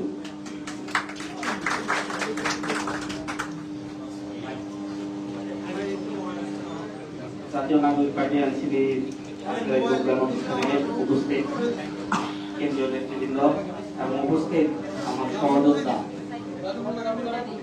পিছনে গেলে ভাই কাট দেওয়া যায় না। জুলাইয়ের নেতৃবৃন্দ, এখানে প্রত্যেকেই আমরা যারা জুলাই গণঅভ্যুত্থানের মাঠে থেকে লড়াই করেছি, যারা জুলাই থেকে যোগদান করছে, তাদের যোগদানটাকে আমাকে সবচেয়ে বেশি আবেগতাড়িত করছে। প্রত্যেকেই এই বাংলাদেশ পুনর্গঠনের স্বপ্নে কেউ হাত হারিয়েছে, কেউ পা হারিয়েছে, কেউ চোখ হারিয়েছে, কেউ কোনো না কোনো অঙ্গ হারিয়েছে। আজকে তাদেরকে সেই অঙ্গ হারানোর পরও আজকে সারা প্রতিবাদের জন্য মাঠে নামতে হচ্ছে। এবং কাদের বিরুদ্ধে মাঠে নামতে হচ্ছে? যারাদেরকে মুক্ত করার জন্য আমাদের এই লড়াই ছিল। কাদের বিরুদ্ধে? তাদেরকে মুক্ত করার জন্যই, নতুন বাংলাদেশ উপহার দেওয়ার জন্যই, তাদেরকে চিমনি দশা থেকে নতুন দিন উপহার দেওয়ার জন্য এই প্রত্যেকটা ছেলে হাত পা চোখ নাক হারিয়েছে। কিন্তু আজ তারা সে অতীত ভুলে গিয়েছে। হয়তো যদি হচ্ছে এই সেলুনে আমরা এরা যদি হচ্ছে হাত পা না হারাতো তাহলে হয়তো তারা এখনো দান খেতে থাকতো, কিংবা হচ্ছে কারাগারে থাকতো, কিংবা কন্ডেম সেলে থাকতো। অতীত ভুলে গিয়ে নতুন ভাবে তারা সেই অহংকারের মুক্ত হয়ে উঠেছে। আমি আজকে এখানে আমাদের যারা উপস্থিত আছে আমি বলছি যে হচ্ছে আজকে হাজী শরীয়তুল্লাহ উত্তরসূরি জয়েন করেছেন আব্দুল্লাহ ভাই। আমি বলছি যে হচ্ছে হাজী শরীয়তুল্লাহ উত্তরসূরি শুধুমাত্র আব্দুল্লাহ ভাই নয়, এই প্রজন্মের সকল লড়াকু সৈনিকই লড়াকু যোদ্ধাই হচ্ছে হাজী শরীয়তুল্লাহ উত্তরসূরি। আমরা শুধু হাজী শরীয়তুল্লাহ উত্তরসূরি নয়, আমরা এই প্রজন্ম সহ যারাই লড়াই করি, অন্যায় বিরুদ্ধে প্রতিবাদ করি, আমরা সবাই হচ্ছে শহীদ পৃথিবীর উত্তরসূরি। আমরা আমাদের অবিভক্ত বাংলার মুখ্যমন্ত্রী হোসেন শহীদ সোহরাওয়ার্দীর উত্তরসূরি, আমরা শেরে বাংলাকে পরিচালকের উত্তরসূরি, আমরা আমাদের মুক্তিযুদ্ধের লড়াইয়ের যে ৩০ লক্ষ মানুষ জীবন দিয়েছে আমরা তাদের উত্তরসূরি। এই জায়গায় আমাদের প্রফেসর নাজিবুর রহমান ভাই বলেছেন ওনার বাবার পরিচয় না দিতে। আমরা এখানে আমরা কারো বাবার পরিচয় কেউ এখানে রাজনীতি করতে আসি নাই। আমরা প্রত্যেকে এসেছি আমাদের ইতিহাসের উত্তরসূরি হিসেবে, ইতিহাসের ধারাবাহিকতায় আমরা আজকে রাজনীতি করতে এসেছি। আমাদের মনে হয়েছে এই দেশের পথ হারানো রাজনীতির হাল আমাদের ধরা উচিত, এবং এই প্রজন্মের হাল ধরবে জাতীয় নাগরিক পার্টি এনসিপি। আমরা আজকে বাংলাদেশের বহু অভ্যুত্থান, বহু লড়াই, এই অঞ্চলের মানুষজন, এই বেঙ্গল ডেল্টার মানুষজন সবসময় লড়াই করেছে। আমাদের এই অঞ্চলকে, বাংলা অঞ্চলকে, আমাদের এই বাংলাদেশকে সবসময় এত ছোট করে দেখা হয়েছে যে হচ্ছে এই বাংলাদেশের রবীন্দ্রনাথ নাই। অথচ রবীন্দ্রনাথ গীতাঞ্জলি লিখে নোবেল পেয়েছেন, অনেক বড় সাহিত্যিক হয়েছেন, কিন্তু তিনি সেখানে ব্রিটিশদের তোষণ করে নোবেল পেয়েছেন। কিন্তু আমাদের এই ভূখণ্ডের কিন্তু আছে কাজী নজরুল আছে, আমরা বলি যে আমাদের এই ভূখণ্ডে শহীদ টিটু আছে, আমাদের এই ভূখণ্ডে শেরেবাংলা একে ফজলুল হক আছে, আমাদের এই ভূখণ্ডে হোসেন শহীদ সোহরাওয়ার্দী আছে, হাজী শরীয়তুল্লাহ আছে আমাদের এই ভূখণ্ডে। আমাদের এই ভূখণ্ডের লোকজন ব্রিটিশদের তোষণ করে নাই। মঙ্গল পান্ডা আমাদের এই ভূখণ্ডে, দ্বিতীয় বাহাদুর শাহ আমাদের এই ভূখণ্ডে। আমাদের এই ভূখণ্ডের লোকজন ব্রিটিশদের তোষণ করে, মিষ্টি মিষ্টি সমালোচনা করে, লেখালেখি করে বড় বড় সাহিত্যিক হয়নি, তারা প্রতিবাদী হয়েছে, লড়াই করেছে, ব্রিটিশদের বিরুদ্ধে সংগ্রাম করেছে, এবং সেই সংগ্রামের বিরুদ্ধে ব্রিটিশদের আন্দোলন করে উঠেছে, এবং ব্রিটিশদের পতন ঘটে আবার নতুন একটা রাষ্ট্র হয়েছে। এর পরের লড়াইও আমাদের এই অঞ্চলের মানুষজন, বাংলার শেষ নবাব এই অঞ্চলের মানুষজন, এই বাংলা বেঙ্গল ডেল্টার লোকজন। কিন্তু তাদেরকে বড় করে না দেখে আমাদেরকে ছোট করে দেখানো হবে। আমরা ঠিক প্রত্যেকটা প্রজন্ম থেকে প্রজন্মে এই ভূখণ্ড কিন্তু হচ্ছে নতুন নতুন সন্তানদেরকে জন্ম দিয়েছে। তারা প্রত্যেকে কিন্তু হচ্ছে সেই নবাব সিরাজউদ্দৌলা থেকে শুরু করে, শহীদ টিটু থেকে শুরু করে, প্রত্যেকটা পর্যায়ে সেই শহীদ নূর হোসেন, ডাক্তার মীরা, এরপরে সেই প্রজন্মে যারা জীবন দিয়েছে, আবু সাইদ, ওয়াসিম, এরা প্রত্যেকে হচ্ছে এক একজন এক একটা ইতিহাস উত্তরসূরি। আমরা সেই উত্তরসূরি ধারাবাহিকতায় আমরা আমাদের জাতীয় নাগরিক পার্টি আজকে গড়ে তুলেছি। আমরা মনে করছি এই বাংলাদেশের পূর্বাপর রাজনৈতিক দলগুলো ব্যর্থ হয়েছে, সেই ব্যর্থতা থেকে, এই রাজনৈতিক ব্যর্থতা থেকে আমাদের এই দেশকে উত্তরণ করা দরকার। স্বপ্নে আমরা এই তরুণরা মিলে যে দল গঠন করেছি আজকে, সেই দলটি সারা দেশের মানুষের আস্থার প্রতীকে রূপান্তরিত হয়েছে। আমাদের যে জুলাই গণঅভ্যুত্থান হয়েছে, সেই জুলাই গণঅভ্যুত্থান শুধুমাত্র শেখ হাসিনার পতনের জন্য হয় নাই, 90-এর গণঅভ্যুত্থান এরশাদের পতনের জন্য হয়েছে, 96-এর লড়াইকে সুষ্ঠু নির্বাচনের জন্য হয়েছে, খালেদা জিয়ার পতনের জন্য হয়েছে, ৭-৮ সালের যে লড়াই, সেই লড়াইটা হয়েছে সেনা শাসনের পতনের জন্য, একটা সুন্দর নির্বাচনের জন্য। কিন্তু 2024-এর লড়াইয়ে কেউই, একজন এই লড়াইয়ে অংশগ্রহণ করা কেউই বলে নাই যে আমরা একটা নির্বাচন চাই এবং নির্বাচনের মধ্য দিয়ে একটা সরকার চাই, শেখ হাসিনার পতন চাই, নতুন সরকার চাই, এর জন্য আমরা লড়াই করতেছি। এটা কেউ বলছে? কেউই বলে নাই। প্রত্যেকটা দেয়ালে, প্রত্যেকটা রাস্তায়, প্রত্যেকটা প্ল্যাকার্ডে ছিল আমরা সংস্কার চাই, পরিবর্তন চাই, নতুন আকাঙ্ক্ষা চাই, নতুন যারা মনে করছে যে হচ্ছে শুধুমাত্র তাদেরকে ক্ষমতায় নেওয়ার জন্য আমাদের লড়াই ছিল, তাদেরকে তারা ভুল ভাবছে। তারা নিজেরা তখন বলে নাই আমরা এরপরে ক্ষমতায় যাওয়ার জন্য তোমরা আমাদের জন্য আন্দোলন করো, কারণ তারা ক্ষমতায় যাওয়ার জন্য, হাসিনার পতনের জন্য 16 বছর লড়াই করছে। এই দেশের মানুষ কিন্তু তাদেরকে সাড়া দেয় নাই, কিন্তু তারা দীর্ঘদিন ধরে নির্যাতিত হয়েছে, অত্যাচারিত হয়েছে, তারা সেই মাঠ প্রস্তুত করেছে। কিন্তু তাদের নেতৃত্বের উপর, লিডারশিপের উপর, তাদের কথার উপর, তাদের অ্যাক্টিভিটির উপর এই দেশের মানুষ আস্থা রাখে না। তখন এই দেশের মানুষ আস্থা রাখলে তাহলে সেই 2014-তে, সেই 2018-তে, 2024-এ আসলে 2024-এর 5 জানুয়ারি নির্বাচন আগে আসলে পতন ঘটত। এদেশের মানুষ আস্থা রেখেছে সেই নতুন আকাঙ্ক্ষায়, সেই নতুন বন্দোবস্তে, সেই নতুন পরিবর্তনের স্বপ্নে এই তরুণ যারা সামনে এসেছে তাদের কথার উপর আস্থা রেখেছে। নির্বাচনের পরে মিষ্টি মিষ্টি কথা বলা হয়েছে যে আমরা সকল পরিবর্তন চাই। নির্বাচনের আগে নতুন সুন্দর সুন্দর কথা বলা হয়েছে, আমরা পরিবর্তন চাই, মেনে নিব। আমরা 31 দফা দিয়েছি, আমরা সবকিছু মেনে নিব। বিচার বিভাগের স্বাধীনতা চাই, বিচার বিভাগের সচিবালয় চাই, ভুল প্রতিরোধ আমরা কাজ করবো, আমরা তো ভুলের শিকার। সাইবার সিকিউরিটি অ্যাক্টের নামে আমরা মত প্রকাশে বাধা দিব না। অনেক মিষ্টি দুর্নীতি দমন কমিশনকে শক্তিশালী করবো। এই ধরনের মিষ্টি মিষ্টি কথা বলে যে জুলাই সনদের পূর্ণাঙ্গ বাস্তবায়ন করবো, যেই প্রশ্নগুলোতে গণভোট হয়েছে সেই প্রশ্নগুলো আমরা বাস্তবায়ন করবো। আজকে আমরা হ্যাঁ বলতে বলছি, যদি আমরা আজকে আপনাদেরকে হ্যাঁ বলতে বলে গণভোটের পক্ষে ভোট দিতে গিয়ে যদি পরে যদি আমি অস্বীকার করি, তাইলে আপনারা আমাকে ড্রাইভার মনে করবেন না, পরবর্তীতে আবার আসতে হবে না। এইভাবে মিষ্টি মিষ্টি কথা বলা হয়েছে, এবার বলা হয়েছে না? কিন্তু সেই মিষ্টি কথার অন্তরে ছিল হচ্ছে তাদের আবার সেই দালালির রাজনীতি। তারা আবার এই দেশকে, দেশের শাসন ব্যবস্থাকে তারা আবার সেই ভারত আর পশ্চিমাদের মতো করে গড়ে তুলতে চাচ্ছে। তারা এই দেশের মানুষের আকাঙ্ক্ষা অনুযায়ী, এদেশের মানুষের স্বপ্ন অনুযায়ী তারা এদেশের মানুষ যে পরিবর্তনের পক্ষে ভোট দিয়েছে সেটাকে বিদ্যাঙ্গুলি দেখাচ্ছে। আবার বড় করে বলতেছে আমরা তখন তো ভোট হতো না, যদি আমরা যদি না বলতাম, আমরা যদি সংস্কারের রাজি না হতাম, আমরা যদি গণভোটের ব্যাপারে রাজি না হতাম, তা আমাদের নির্বাচন হতো না। তার মানে জনগণের পক্ষ থেকে চাপ ছিল, জনগণ এই সংস্কারটা চাইছে, নির্বাচন চাইনি। আপনারা এই ভয়টা পেয়েছেন। আপনার নির্বাচনের আগে একদিনের জন্য বলতে পারেন নাই যে আপনারা এই গণভোট মানান না। বললে আপনাদের মানুষ যেভাবে এখন 51% ভোট দিয়েছে, যখন বলছেন গণভোট মানেন, গণভোটের রায় কার্যকর করবেন, সকল কিছু সংবিধান অন্তর্ভুক্ত করবেন, আপনারা সংবিধান সংস্কার পরিষদ গড়ে তুলবেন, এইসব ওয়াদা দিয়েছেন বলে মানুষ আপনাদের উপর বিশ্বাস রেখে 51% মানুষ আপনাদেরকে ভোট দিয়েছে। কিন্তু তার আগে একবার বলতেন 5% মানুষ ভোট দিয়ে কিনা দেখা যায় তো তখনই। তখন তো আপনারা বুঝতে পারছেন যে আপনারা এই যদি বলতেন তাহলে মানুষ আপনাদেরকে ভোট দিবে না। কিন্তু এখন সংসদে গিয়ে আপনারা যেই অকৃতজ্ঞতার পরিচয় দিচ্ছেন, যেই প্রতারকের পরিচয় দিচ্ছেন, জাতির সাথে বিশ্বাসঘাতকতার যে পরিচয় দিচ্ছেন, এর পরিণাম খুব একটা ভালো হবে না। এটা যে শুধু রাজনৈতিক দল হিসেবে আপনাদের জন্য ভালো হবে না তা না, এটা পুরো বাংলাদেশের জন্য ক্ষতিকর হবে। কারণ বাংলাদেশ বারবার এত সংঘাতের ভার বহন করতে পারবে না। তাই আমরা সরকারকে আহ্বান জানাই, আপনাদের শুভবুদ্ধির উদয় হোক, আপনার মানুষের ম্যান্ডেটকে, মানুষ যে এই ব্যাপারে ম্যান্ডেট দিয়েছে সেটাকে সম্মান দেন এবং শ্রদ্ধা রেখে আপনারা অবিলম্বে গণভোটের রায়কে কার্যকর করেন। সংবিধান সংস্কার পরিষদের শপথ গ্রহণ করেন সদস্য হিসাবে এবং অতি দ্রুত যেই বিষয়গুলোতে আমাদের ঐক্যমত হয়েছে সেই বিষয়গুলোকে অতি দ্রুত আপনারা বাস্তবায়ন করেন। পাশাপাশি আজকে যারা যোগ দিচ্ছে, আমরা বলছি জাতীয় নাগরিক পার্টি ইনশাআল্লাহ বাংলাদেশের সর্ববৃহৎ রাজনৈতিক দলে পরিণত হবে।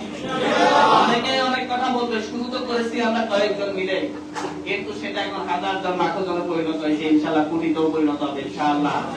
সুতরাং শূন্য থেকে শুরু করে এতটুকু এসেছি, যদি হাসাহাসি করেন বা অনেক কিছু করেন বাইরে থেকে, মনে হয় যে হচ্ছে কিছুই হবে না। মনে রাখেন 1 বছর আগে আমাদের শূন্য অবস্থা, 1.5 বছর আগে, 2 বছর আগে আমরা কি অবস্থা থেকে সংগঠন শুরু করেছি, এখন কোন অবস্থায় আছে। ইনশাআল্লাহ আগামী বছর আরো ভালো পাবেন, এরপর বছর আরো ভালো অবস্থায় দেখবেন। এবং এনসিপি এই দেশের মানুষের আশা আকাঙ্ক্ষার প্রতীক হয়ে আগামীতে সকল ন্যায় ভিত্তিক আন্দোলন, সংগ্রাম এবং সরকার পরিচালনা করবে ইনশাআল্লাহ। ধন্যবাদ সকলকে। আসসালামু আলাইকুম।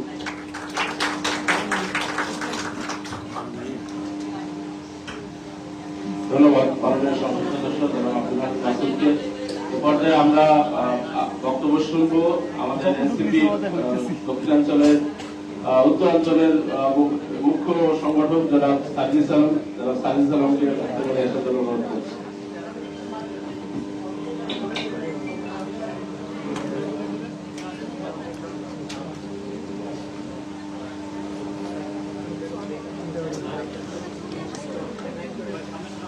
গণমাধ্যমের সম্মানিত সহযোদ্ধাবৃন্দ এবং সম্মানিত উপস্থিতি, আপনাদের সবাইকে জাতীয় নাগরিক পার্টি এনসিপির পক্ষ থেকে শুভেচ্ছা। আজকে ঐতিহাসিক 5 মে শাপলা গণহত্যা দিবস। আজকে শুরুতে শ্রদ্ধার সাথে স্মরণ করছি 2013 সালের আজকের এই দিনে যারা বাংলাদেশের মুক্তির জন্য সমাগত হয়েছিলেন এবং সেদিন যারা রক্ত দিয়েছেন, জীবন দিয়েছেন, আমাদের সেই সহযোদ্ধাদের আমরা স্মরণ করছি। নিশ্চয়ই এই বিভিন্ন গুরুত্বপূর্ণ ঘটনা কিংবা সেদিনের সেই শাপলা চত্বর রক্তাক্ত চত্বরের অনুপ্রেরণা থেকেই 24-এর উৎপত্তি। আমরা শ্রদ্ধার সাথে স্মরণ করতে চাই 2009 সালের ভিডিও হত্যাকাণ্ডে যে 74 জনকে হত্যা করা হয়েছে, 13 সালে শাপলা চত্বরে 67 জনকে হত্যা করা হয়েছে, 21 সালে মোদিবিরোধী আন্দোলনে 19 জনকে হত্যা করা হয়েছে এবং সর্বশেষ 24-এর অভ্যুত্থানে 1000-এর অধিক মানুষকে প্রত্যক্ষভাবে শেখ হাসিনা এবং তার দোসরদের নেতৃত্বে নির্দেশনায় যাদেরকে হত্যা করা হয়েছে, আমরা তাদেরকে শ্রদ্ধার সাথে স্মরণ করছি এবং তাদের এই হত্যাকাণ্ডের যেন উপযুক্ত বিচার হয়, দোষীরা যেন সর্বোচ্চ শাস্তির সম্মুখীন হয়, এটাই জাতীয় নাগরিক পার্টি এনসিপি সবসময় চায় এবং এটার সাথে সবসময় থাকবে। আজকে আমাদের সাথে যারা যুক্ত হয়েছেন, আমরা তাদেরকে এনসিপির পক্ষ থেকে অভিনন্দন জানাতে চাই। আজকে আমাদের এখানে সম্মানিত একজন শিক্ষাবিদ যুক্ত হয়েছেন, যিনি একই সাথে মুক্তিযুদ্ধে অংশগ্রহণ করেছেন এবং আমরা গাজীপুরের যে ঐতিহ্যবাহী শিক্ষা প্রতিষ্ঠানগুলো প্রায় 10টির অধিক শিক্ষা প্রতিষ্ঠানে বর্তমান রানিং তার 15,000 শিক্ষার্থী পড়াশোনা করছে, যেগুলোতে তিনি তার জায়গা থেকে শিক্ষা প্রতিষ্ঠানগুলো পরিচালনা করেন এবং একজন বরেণ্য শিক্ষাবিদ হিসেবে আমরা আমাদের সম্মানিত আরিফ স্যার সহ আব্দুল্লাহ মোহাম্মদ হোসাইন ভাই এবং ডক্টর মোহাম্মদ নাদিমুর রহমান ভাই, তিনারা আজকে আমাদের এখানে যুক্ত হচ্ছেন। শুরু থেকে একটা কথা ছিল যে এনসিপি তরুণদের দল, অনেকেই বলেছিলেন, আমাদেরকে পরামর্শ দিয়েছিলেন যে তরুণদের সাথে আমাদের যারা অগ্রজ রয়েছে তাদের অভিজ্ঞতা, তাদের পরামর্শের একটা সংমিশ্রণ প্রয়োজন। আমরা সেই পথে হাঁটছি। আমাদের যারা সম্মানিত অগ্রজ, যাদের বয়স এখন 50-60-এর ঘরে দীর্ঘ একটি অভিজ্ঞতার ক্যারিয়ার রয়েছে বিভিন্ন ক্ষেত্রে, যারা বিশেষ দক্ষতা নিয়ে দীর্ঘ সময় কাজ করেছেন, আমরা তাদেরকে আহ্বান জানাচ্ছি এবং তাদেরকে পাশে রেখে পুরো বাংলাদেশে যারা আমাদের অগ্রজ রয়েছেন, বাংলাদেশ গড়ার লড়াই একসাথে কাজ করতে চান, এখনো আত্মবিশ্বাসী যে আমাদের এই সন্তানরা সহ আমরা একসাথে হাতে হাত রেখে যদি কাজ করি, আমরা আমাদের কাঙ্ক্ষিত জায়গায় বাংলাদেশকে দেখতে পাবো। আমরা এনসিপির পক্ষ থেকে তাদেরকে আহ্বান জানাই যে আপনারা যে জায়গায় ইচ্ছা, কেন্দ্রীয় কমিটি থেকে শুরু করে স্থানীয়ভাবে আপনারা যুক্ত হয়ে আমাদের এনসিপির সাথে কাজ করতে পারেন। আমরা আপনাদেরকে নেওয়ার জন্য সবসময় প্রস্তুত আছি। আমি যেহেতু স্থানীয় নির্বাচন পরিচালনা কমিটির দায়িত্ব পালন করছি, সেই জায়গা নিয়ে কয়েকটি পয়েন্ট বলতে চাই।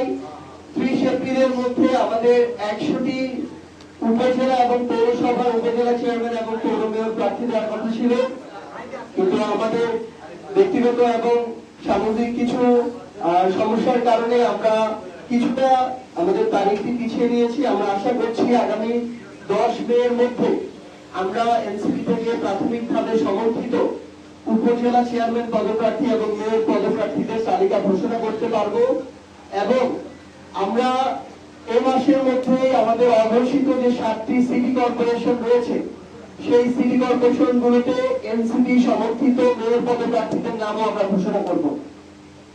এখন আমরা একটি 11 দলীয় জোটে আছি, বিরোধী দল হিসেবে রাজনীতি করছি, সংসদে ভূমিকা পালন করছি, কিন্তু একই সাথে এনসিপি এককভাবে সাংগঠনিকভাবে রাজনৈতিকভাবে শক্তিশালী হিসেবে গড়ে ওঠার যে প্রক্রিয়া, আমরা সেই প্রক্রিয়াতে কাজ করছি এবং এই কারণে আমরা এখন এককভাবে প্রত্যেকটি জায়গায় স্থানীয় নির্বাচনে এনসিপির প্রার্থী আমরা ঘোষণা করব। পরবর্তীতে যদি দেশের স্বার্থে, জনগণের স্বার্থে, দীর্ঘমেয়াদী কল্যাণের স্বার্থে আমাদের কোনো স্থানীয় নির্বাচনে যোগ করতে হয়, সেটা তখনকার সিদ্ধান্ত। সেখানে যদি এই সিদ্ধান্ত বাস্তবায়ন হয়, কেউ থাকতে পারে, কাউকে উইথড্র করা হতে পারে, কিন্তু এখন পর্যন্ত আমরা এককভাবে আমাদের যে স্থানীয় নির্বাচন, সেই নির্বাচনের প্রস্তুতি চালিয়ে যাচ্ছি এবং আশা করছি খুব স্বল্প সময়ের মধ্যে উপজেলা চেয়ারম্যান, পৌরসভা মেয়র এবং সিটি কর্পোরেশনের মেয়র পদপ্রার্থীদেরকে আমরা এনসিপির পক্ষ থেকে ঘোষণা করতে পারবো। আরেকটি বিষয় আমরা দেখছি যে বিএনপির পক্ষ থেকে বলা হয়েছে, আমরা সোশ্যাল মিডিয়া দেখলাম যে প্রধানমন্ত্রী মাননীয় তথ্য উপদেষ্টা তিনি তার জায়গা থেকে বললেন যে এবছরের মধ্যে স্থানীয় নির্বাচন দেওয়াটা তাদের পক্ষে সম্ভব হবে না। তাদের ভাষ্য অনুযায়ী আমরা যেটা বুঝতে পারছি যে তারা আবার স্থানীয় নির্বাচনকে টালবাহানা করে পিছিয়ে 2027 সালে ডিসেম্বরে নেওয়ার পরিকল্পনা করছেন এবং তারা এটা করতে চায়। এর মধ্য দিয়ে তারা ইতিমধ্যেই জেলা পরিষদ এবং সিটি কর্পোরেশন প্রশাসন দিয়েছে তাদের অযোগ্য নির্বাচনে পরাজিত যেই ধরনের নেতা কর্মী যারা আছে তাদেরকে দিয়ে তারা এখন জেলা পরিষদ সিটি কর্পোরেশন পরিচালনা করছে এবং স্থানীয় সরকারের এই গুরুত্বপূর্ণ কেন্দ্রগুলোকে তারা নিজেদের ভাগ বাটোয়ারা আর লুটপাটের চাঁদাবাজির এক একটা সেক্টর বানানোর চেষ্টা করছে। তারা জাতীয় নির্বাচনের আগে বলেছিল যে যত দ্রুত জাতীয় নির্বাচন দেওয়া প্রয়োজন দেশের জন্য, মানুষের সেবার জন্য। তাহলে এখন তারা সরকার গঠন করেছে, এখন কি মানুষের সেবার প্রয়োজন নেই? এই উত্তর তাদেরকে দিতে হবে। উপজেলা পর্যায়ে কোন উপজেলা চেয়ারম্যান এই মুহূর্তে নেই। তারা আবার তাদের পূর্বে ক্ষমতাকে কুক্ষিগত করার যে পায়তারা, সেই পায়তারা শুরু করছে। তাদের আমরা কথা শুনতে পাচ্ছি তারা নাকি উপজেলা পরিষদ বিলুপ্ত করার চেষ্টা করছে। এই ধরনের ক্ষমতাকে কুক্ষিগত করা, তাদের সংখ্যাগরিষ্ঠ এমপিদের মধ্যে দেশের জনগণের সকল অধিকারকে পুঞ্জীভূত করে সেখানে ছড়ি ঘুরানো, এই ধরনের তারা যদি অপশাসন আবার কায়েম করতে চায় এটা তাদের জন্য হিতে বিপরীত হবে। এই জন্য আমরা তাদেরকে আহ্বান করব অতি দ্রুত সময়ের মধ্যে সিটি কর্পোরেশন এবং উপজেলা ও পৌরসভা নির্বাচন যেন তারা এই বছরের মধ্যেই তাদেরকে দিতে হবে। তারা বিরোধী দল এবং বিরোধী দলীয় জোটকে রাজপথে নামার জন্য সকল ধরনের অপকর্ম এবং অপসিদ্ধান্ত তারা গ্রহণ করবে। আর আমরা যখন রাজপথে নামি তখন তারা বলে যে আমরা আমাদের জায়গা থেকে নাকি সরকারকে স্থিতিশীল দেখতে চাই না, এই জন্য আমরা 3 মাস যেতে না যেতে রাজপথে নেমে যাচ্ছি। তো আমরা তাদেরকে আহ্বান করব যে বিরোধী দল আমাদের যেন রাজপথে না নামতে হয়, আপনাদেরকে ওই সিদ্ধান্তটা নিতে হবে এবং স্থানীয় নির্বাচনকে নিয়ে কোন ধরনের পায়তারা করার সুযোগ নেই। এবছরের ডিসেম্বরের মধ্যেই আমরা সিটি কর্পোরেশন, উপজেলা পরিষদ এবং পৌর মেয়রের যে স্থানীয় নির্বাচন সেই নির্বাচনগুলো দেখতে চাই এবং সেই অনুযায়ী এই নির্বাচন কমিশন এবং স্থানীয় সরকারকে প্রস্তুতি নিতে হবে। তো আমরা আপনাদের সবাইকে আবার অসংখ্য ধন্যবাদ জানাই এবং আমাদের মুখপাত্রের বক্তব্য দিয়ে আজকে আমাদের ব্রিফিং শেষ হলো। আপনাদের সবাইকে অসংখ্য ধন্যবাদ। ধন্যবাদ সালামকে। আজকে আমরা একটু একটা জিনিস বলতে চাই, একটি তথ্য আপনাদেরকে জানিয়ে দিতে চাই শেষ বক্তব্যের আগে। এই একই জায়গায় এখানে আমাদের আজকে শাপলা হত্যাকাণ্ড নিয়ে একটি আলোচনা সভা রয়েছে, আপনারা হয়তো জেনেছেন। বিকেল 5টায় শুরু হওয়ার কথা, সেটি শুরু হবে যথাসময় ইনশাআল্লাহ। আমরা এই মুহূর্তে বক্তব্য শুনবো এনসিপি মুখপাত্র জনাব আসিফ মাহমুদ সজীব ভুঁইয়া।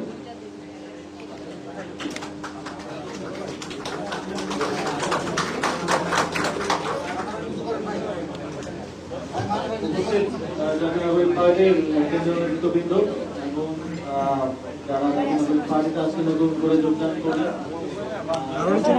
আপনারা যারা আমাদের আসসালামু আলাইকুম। দীর্ঘক্ষণ ধরে ধৈর্য ধরে আপনারা আমাদের প্রযুক্তি ব্যবহার করছেন, সেই জন্য ধন্যবাদ জানাই। আজকের এই যোগদান অনুষ্ঠানে আপনারা জানেন যে ধারাবাহিকভাবে জাতীয় নাগরিক পার্টির এই যোগদান অনুষ্ঠান চলমান আছে এবং সামনেও আরো অনেকেই যুক্ত হবেন। আপনারা আরো দেখতে পাবেন অনেকেই নতুন করে জাতীয় নাগরিক পার্টিতে চলমান থাকবে। আজকে আমাদের সাথে যুক্ত হয়েছেন ওয়ারিয়র্স অফ জুলাইয়ের কেন্দ্রীয় নেতৃবৃন্দ, যারা জুলাই গণঅভ্যুত্থানে আহত হয়েছিলেন, যারা সর্বোচ্চ আত্মত্যাগ করেছিলেন এই জুলাই গণঅভ্যুত্থানকে সফল করার জন্য এবং ফ্যাসিবাদ থেকে এই দেশকে মুক্ত করার জন্য। তারা আবারও বাংলাদেশকে একটি নতুন বাংলাদেশ বিনির্মাণের জন্য, গণভোটের রায় বাস্তবায়নের জন্য এত আত্মত্যাগের পরেও তারা এখনো রাজপথে আমাদের সাথে সক্রিয় থাকতে চান, তারা দেশের মানুষের জন্য কাজ করে যেতে চান। এটা আমাদেরকে সবসময় প্রেরণা দিবে। আমাদের সাথে আজকে যুক্ত হয়েছেন তুরস্কের একটি বিশ্ববিদ্যালয়ের প্রফেসর ডক্টর মোহাম্মদ নাজিমুর রহমান, তিনি দেশের বাইরে থেকেই যুক্ত হচ্ছেন। আমাদের সাথে আজকে যুক্ত হচ্ছেন অধ্যাপক এমএএইচ আরিফ স্যার, তিনি একজন বীর মুক্তিযোদ্ধা এবং অনেকজন শিক্ষা প্রতিষ্ঠানের পৃষ্ঠপোষক গাজীপুরে। সিনিয়রদের অংশগ্রহণের মধ্যে তাদের অভিজ্ঞতাকে কাজে লাগিয়ে জাতীয় নাগরিক পার্টি এগিয়ে যেতে চায়। আমাদের সাথে আজকে যুক্ত হচ্ছেন ঐতিহাসিক ফরাজি আন্দোলনের নেতা হাজী শরীয়তুল্লাহ উত্তরসূরি আব্দুল্লাহ মোহাম্মদ হুসাইন ভাই, জাতীয় নাগরিক পার্টি এই অঞ্চলের দীর্ঘ সময়ের যে মুক্তির লড়াইয়ের যারা নেতৃত্বে ছিলেন তাদেরকে আবার একসাথে করছে এক নতুন বাংলাদেশ নির্মাণের জন্য। আপনারা জানেন আমাদের বর্তমান সময়ের যে চ্যালেঞ্জগুলো, এই চ্যালেঞ্জগুলো মোকাবিলার জন্যই বাংলাদেশের বিভিন্ন পর্যায়ের মানুষ, বিভিন্ন পর্যায়ের রাজনীতি সচেতন ব্যক্তিবৃন্দ জাতীয় নাগরিক পার্টিতে যোগ দিচ্ছেন। এর মূল কারণ হচ্ছে গণভোটের রায় বাস্তবায়ন এবং নতুন বাংলাদেশ বিনির্মাণ। আমরা ভেবেছিলাম এবং আমরা বর্তমান সরকারের দল থেকে তখন প্রতিশ্রুতিও পেয়েছি যে তারা জুলাই সনদ বাস্তবায়ন করবে, গণভোটের রায় বাস্তবায়ন করবে, কিন্তু এখন আমরা দেখছি যে তারা জাতির সাথে প্রতারণা করেছে এবং সেটা তারা বুক ফুলিয়ে সমাজে দাঁড়িয়ে তারা বলছেও। এটা জাতি হিসেবে আমাদের জন্য অত্যন্ত লজ্জাজনক।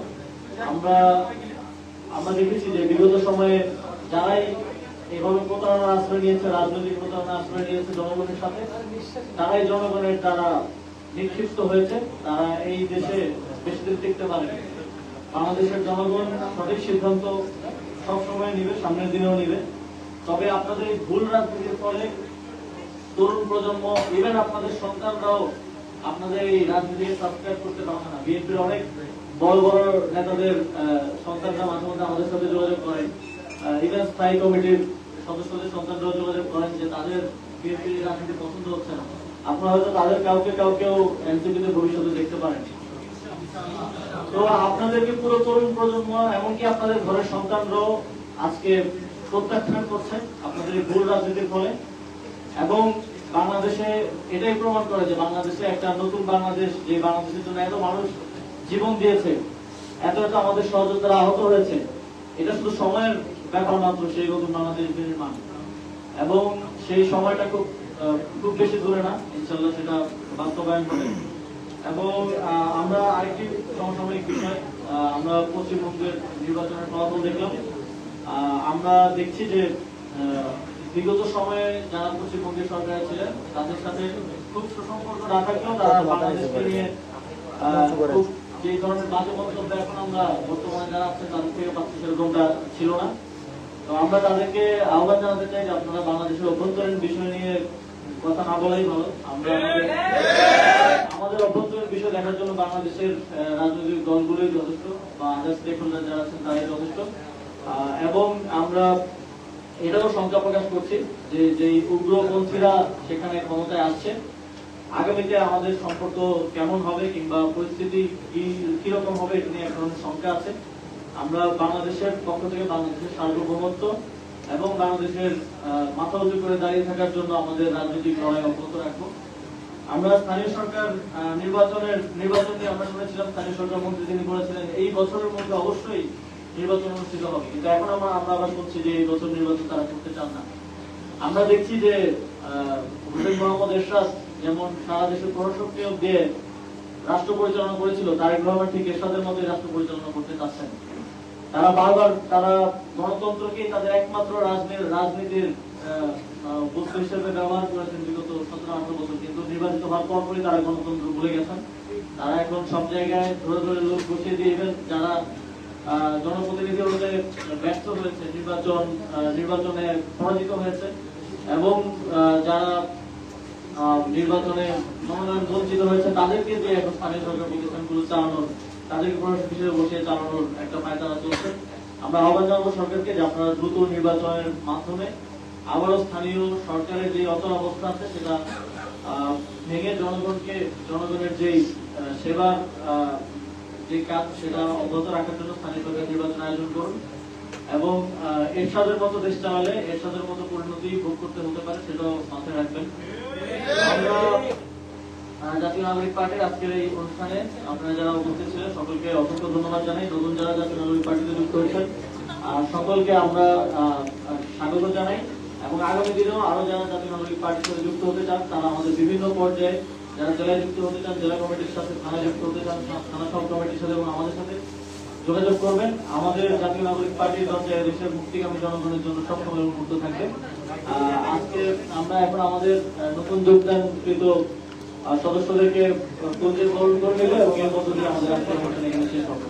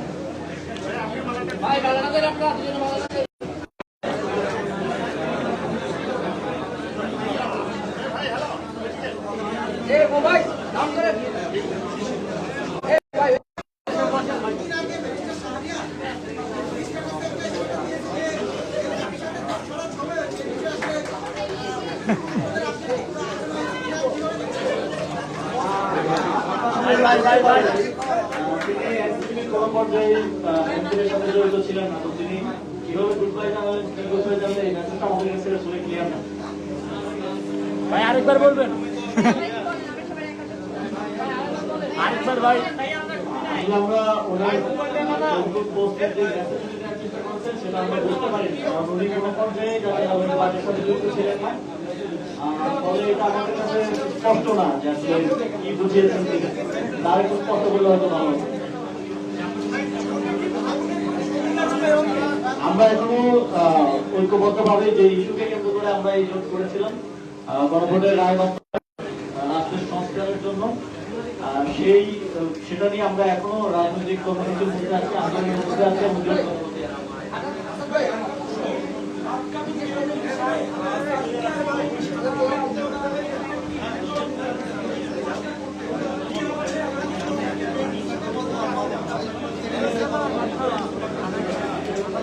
আমি এনসিপির প্রার্থী।